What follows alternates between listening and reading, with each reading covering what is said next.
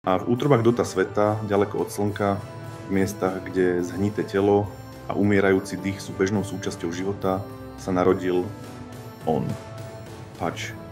Nebolo to dieťa radosti, nebola to duša čistoty, Patch bol hmotou sveta, ktorý zabudol na krásu a spieval len piesne rozkladu.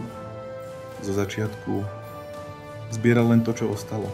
Tela padlých vojakov, mäso bez mena, kosť bez pamäti.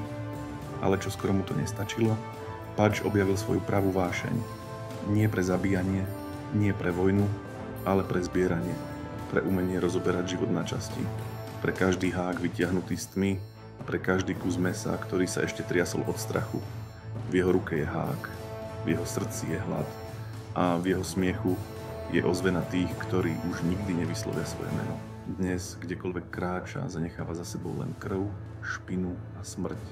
Jeho meno je šeptom medzi vojakmi, strachom medzi mestami, púč, mesiar, lovec tiel. A keď zrazu ucítiš v tme ostrý závan hniloby, keď sa vietor zmení na smrad smrti, vec jedno, je už neskoro, pretože Patch si ťa už vyťahol. Púč, s tmy prichádza mäso.